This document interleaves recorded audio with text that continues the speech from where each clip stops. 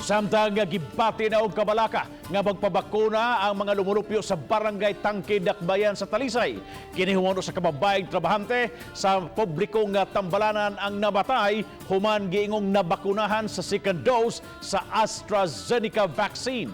Ang detalye adunay live report si Faye Marie Dumabok. Fem.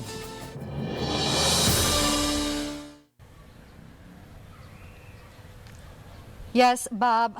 Bakalakon kabalaka ang debate sa mga mulupyo sa Sitio Ratan, Barangay Tangke. Ug niawag sila sa health authorities nga sutaon kung tinuod bang bakuna ang hinungdan nga ni grabe ang hubak sa maong biktima ug moy hingingong hinungdan sa pagkamatay niini.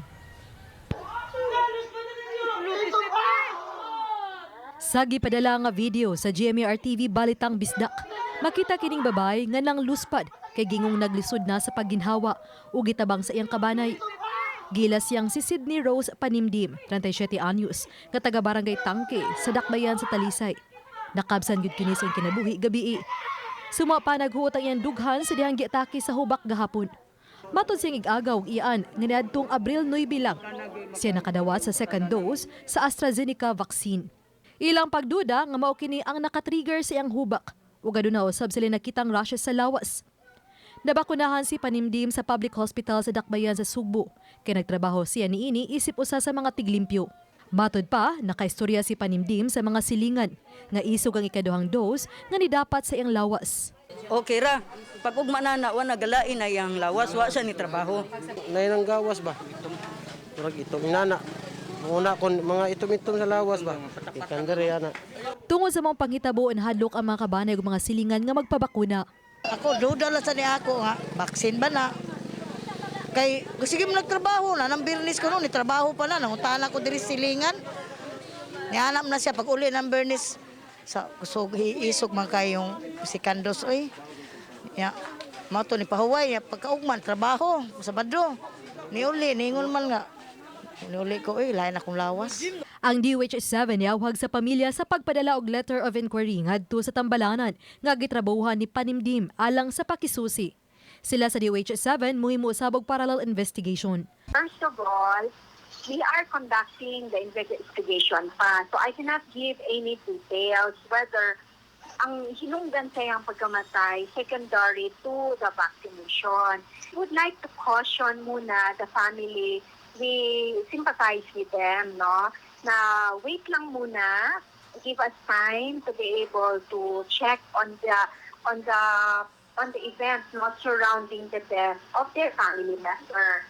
Si Kapitan Nelson Cabanes ni pakalma sa katawhan samtang wa pay dokumento nga nagpamatuod sa tinud-anay nga namatyan ni Panimdim.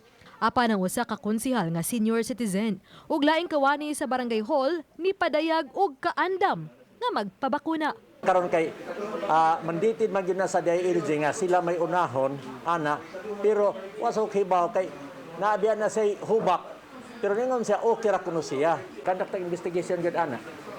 Oh. Kaya wa man kibaw kung sa ginaka-trigger anang ko ana nga nganong namatay gyud siya. Para makahatag og example sa mga kapwa nako senior citizen kay para nako wa may mawala namo kay kitantanan padung magita diha. So may tabo nga makatabang ni base makahatag paniglugway. Magbabakuna, ganahan jud ko nagawat man gaimi og dunay magbakuna karon babakuna man gyud dayon. Ngano man? Ikaw ni awag ka sa girikanan. Oh, bisan ako akong gitawagan si mama nako og atong akong stepfather nga og if able dunay magpa-lista dito, manglista sa inyo, ayaw gyud mo balibad.